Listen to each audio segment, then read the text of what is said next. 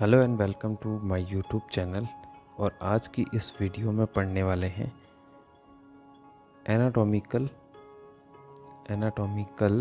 Terminologies. Anatomical terminology मतलब terms, कुछ ऐसे शब्द जो आपको हेल्प करेंगे एनाटॉमी को समझने के लिए, एनाटॉमी को पढ़ने के लिए। ठीक है, ये जो आपको पिक्चर दिखाई दे रही है इसके अंदर, ये है एक पोजीशन जिसका नाम है एनाटॉमिकल पोजीशन। मतलब अपन जितने भी टर्म पढ़ेंगे इसी को ध्यान में रखते हुए पढ़ेंगे। ठीक है, एनाटॉमिकल पोजीशन। एनाटॉमिकल पोजीशन कुछ टर्म्स हैं जो एक के बाद एक अपन डिस्कस करने वाले हैं, और उससे पहले ये एक पोजीशन है जिसको अपन को ध्यान में रखना है।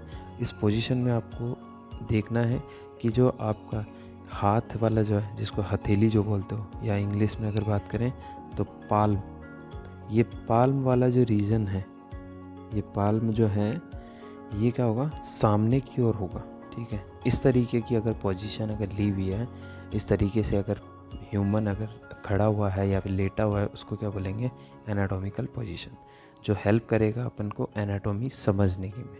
ठीक है, स्टार्ट करते हैं। पहला टर्म है एनाटॉमी से रिलेटेड, पहला ही टर्म होगा एंटीरियर। एंटीरियर हिंदी में अगर बोलूँ तो इसको अपन बोलते हैं सामने। ठीक है, एंटीरियर मतलब कोई चीज़ आपके अगर सामने है तो वो क्या कहलाएगी, एंटीरियर। बॉडी के बिहाफ में पढ़ रहे हैं, फ्रंट पढ़ सकते हैं, इसको बोल सकते हैं अपन एट दी फ्रंट अगर इंग्लिश में अगर बात करें तो। लेकिन अपन को एनाटॉमी पढ़नी है तो टर्म हमेशा यूज़ करना होगा एंटीरियर। एंटीरियर मतलब सामने। मतलब जैसे ही ह्यूमन को अगर देखते हो, एनाटॉमिकल पोजीशन जब देखते हो, तो उसके सामने जो जो स्ट्रक्चर आपको दिखाई दे रही है, जैसे आइस, नोज़, लिप्स, माउथ, ठीक है, ये सारे के सारे क्या हैं, सामने की ओर प्रेजेंट हैं, जो सामने से दिखाई देते हैं। इसीलिए अपन को क्या बोलते हैं, एंटीरियर सरफेस या एंटीरियर ऑर्गन बोल सकते हो। मतलब एंटीरियर वर्ड वहाँ पर यूज़ कर सकते हो। ठीक है, एक एंटीरियर हो गया। दूसरा है पोस्टीरियर। पोस्टीरियर मतलब होता है इससे उल्टा, इससे अपोजिट, मतलब इसके जस्ट पीछे, एट द बैक। मतलब अगर कोई ऑर्गन है, ये वैसे वर्ड जो यूज़ किए जाते हैं वो किसके लिए यूज़ करते हैं कि ऑर्गन की लोकेशन बतानी हो, सिचुएशन बतानी हो कि वो कहाँ पर प्रेजेंट है, तब ये वर्ड यूज़ करते हैं कि एंटीरियर है या फिर पोस्टीरियर है, आगे की तरफ है या फिर पीछे की तरफ है। एग्जाम्पल के लिए लीवर है। ठीक है, लीवर के आगे अगर कोई ऑर्गन प्रेजेंट होगा तो वो क्या बोलेंगे अपन, एंटीरियर टू द लीवर। अगर पीछे है तो पोस्टीरियर टू द लीवर। ठीक है, ऐसे ही हार्ट की अगर बात करें तो हार्ट के सामने की ओर उसको कवर करके रखता है कौन, लंग्स। पोस्टीरियर भी कौन कवर करके रखता है, लंग्स। या फिर बोन की अगर बात करें कि हार्ट के सामने की ओर एक स्टर्नम बोन होती है, और पोस्टीरियर अगर बात करें तो वर्टिब्रा होती है। तो पोस्टीरियर वर्ड वहाँ यूज़ होगा अगर आपको लोकेशन बतानी है कि वो ऑर्गन, उस ऑर्गन की सिचुएशन आगे है या फिर पीछे है। हिंदी में अगर बोले तो आगे है या फिर पीछे है। आगे मतलब एंटीरियर, पीछे मतलब पोस्टीरियर। तीसरा सुपीरियर। सुपीरियर क्या होगा, मतलब ऊपर, सबसे ऊपर। ठीक है, अब लीवर है, लीवर के ऊपर क्या है,